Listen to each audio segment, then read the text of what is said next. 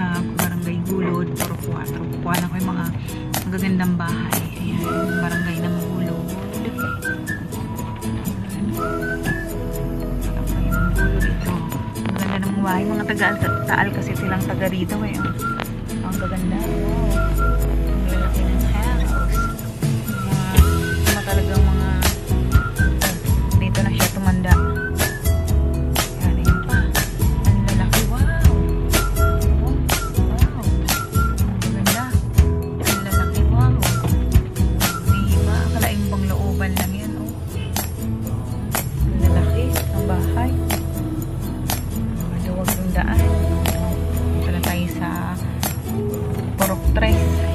National High School ng Barangay Gulod. Ayan. Ating bahay ng lola ni Cherise. Ayan. Ating bahay. Dapat may groceries. Bigasan. Yan nila na grocery tsaka bigasan. Barangay Gulod Health Center.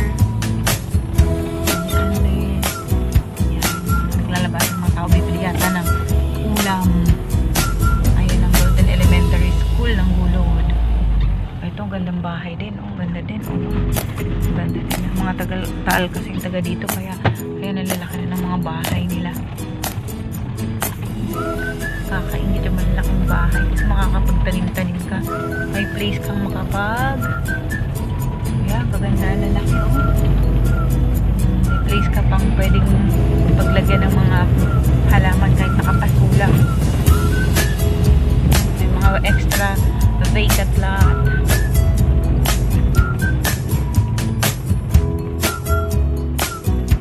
Ito na, malapit dun sa libingan ni Nanay, sa Divine Memorial. Nanay, sa ibang araw pupuntahan ka po namin pag di po kami masyado nagmamadali. Dadaanan ka po namin, Nanay. Pasyalan ka po namin dyan, Nanay. Stay put ka lang dyan, ay. Ayan, tala po tayo sa Purok 2 ng Barangay Gulod. Ayan, naganda ng bahay. Yung lalaki ng bahay. Wow, sarap-sarap naman. Tapos may mga puno-puno pa. Oh, tap. Ayan, ganda ng puno. Gusto ko ganyan, ng maraming puno sa bakit. May vacant lang. Kahit na lang yung gate nila hindi pa maayos. Talaga siya. Extra backyard lang.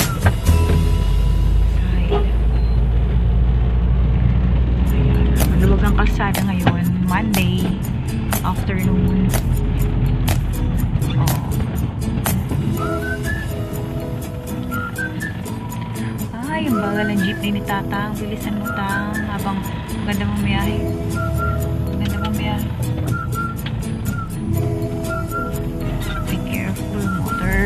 Motorbike is approaching. Yan, ganda ng bahay na laki. Ayan, it's another big house. Houses. Ito, yan, foods kuday.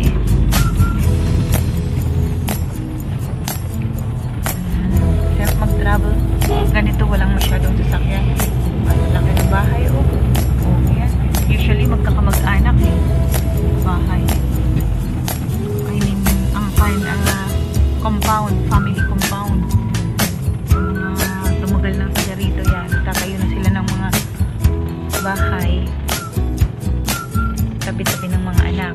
Yung extra backyard or extra free space sa bakura nila, tinatayo na rin nila ng bahay ng mga nagsasawa ng anak. May ginagawa pala dito.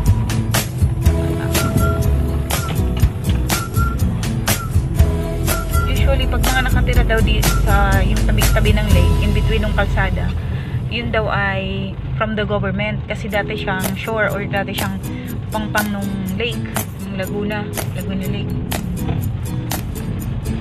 Kapag sa kabila, yun yung mga Taal na taga dito, eh minsan, syempre mga dayo na yung, halimbawa yung anak nakapag-asawa ng taga ibang lugar, syempre magtatayo na. Ngayon yung anak nagtayo dun sa tapat, yung manugang nagbitbit ng kamag-anak galing probinsya. Kaya ayan, nag-crowded ang hindi lang Laguna, Manila. Yung mga galing probinsya, nagpunta na dito sa Manila.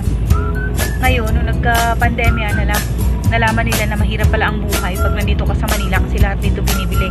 Pag nasa probinsya ka, although mahirap ang pera pero mabubuhay ka naman, magtanim ka lang, magulay-gulay sa tabi mo, sa tabi ng bakuran mo, wala nang problema. Igib ka lang ng tubig sa mga balon-balon na malilinis, mabubuhay ka. Sa Maynila, di ka susurvive pag wala kang biniling tubig. Mas magkakaproblema ka, inom ka sa tubig ng gripo or inom ka sa tubig ng lake, naku po. Doble, hindi lang doble gastos mo, baka pati buhay mo mawala. Buhay ng pamilya mo. Nung nagkaroon ng pandemya, balik probinsya na sila. Ayan, ang laki ng bahay, ang gaganda ng bahay. Wow. Ganda, lalaki ng bahay. Sarap na ganyan. Sa taas bahay, sa ibaba, paupahan or business mo. O, diba, wala ka nang masyadong iintindihin kung hindi yung to survive. Yung benta mo to survive for daily or for monthly expenses at payables. Ayan. Yung White House, yung yaman, nag-i-Italy yung may-ari na broker sa Italy. Customer din namin sa tindahan minsan. Pero wala yata ngayon. Sa Italy yata kasi hindi na namin nakikita. Pag nandyan yun, usually namamalengke yun dyan. Sa market, mini market namin. Sa village. So, another very good and beautiful house. Wow, there. Maayos yung mga bahay dito, tsaka maayos yung mga tao. Hindi nakakatakot lumabas kahit gabi. Kasi karamihan dito magkakakailan. Tsaka may mga trabaho. Okay, approaching na kami ng aming gate ng St. Joseph. Dito. Approaching na. Service ng mga pagtaga dito lang, sidecar lang. Kasi medyo malayo-layo rin ng mga lakarin. Ito na kami bukanan ng gate ng aming village. Okay. Tapos po kami. Pauwi na ha. Thank you, Lord. At least aga-aga, wala kasing traffic o umulan lang. Ang ganda naman puno. Ang sarap sa pakiramdam. Kaya guys, alagaan natin yung paligid natin, yung mga puno.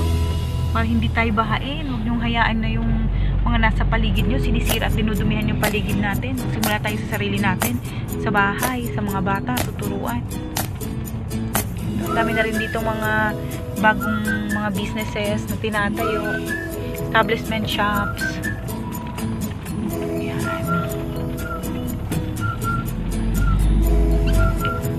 Hi, thank you Lord. Nandito na kami. Ito, vacant na ito, masarap bilhin. Ito matao tong subdivision na to kasi ito yung mga oras ng bilihan ng mga mommies, ng mga daddies. Kaya kahit saan ka pumunta dito, makakabili ka na. May mga tindahan. Hindi katulad dati, nung unang-unang lipat namin dito, napakahirap ng tindahan. Ang dilim-dilim pa. Bago ka makabili ng mga kailangan mo talaga. Pag mga sari-sari store lang na paninda, okay lang, meron naman. Pero kailangan pang lumabas ng bayan, magkano pamasahe noon.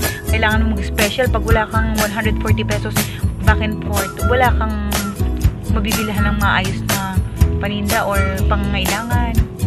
Makasangkapan lalong-lalo sa bahay. Pero ngayon, ang daming ukayan, ang daming damitan, ang daming groceries, gulayan. Kaya lang tabi-tabi na, yung agaw-agawan na ba sa mga, syempre subdivision, dito lang din naman ang mga taong nabili dyan. Hindi na dahil ng taga-ibang barangay kasi meron na rin naman sila. Kaya yun, minsan may mga nagsasara pag hindi nakaka-survive sa monthly expenses sa rentals, ayun, nagsasara. Butika na rin dito, may mga home and appliances, decorations sa bahay, yan, mga laruan ng bata, ang dami na. Ito ang aming mini market or talipapa. Wala masyadong tao ngayon kasi kakaulit na. Ito ang pwesto ng aking kaibigang si Tammy Lins. Yan, ito grocery. Yan, maliit lang yung grocery niya pero okay naman for yung mga priority pangangailangan. Nandito naman yan, mga frozen goods. Yan na, ito na nasa pinakasentro na tayo ng talipapa. Dati naming pwesto, di na namin kinayang bantayan, kaya ipinasa namin. Ayan.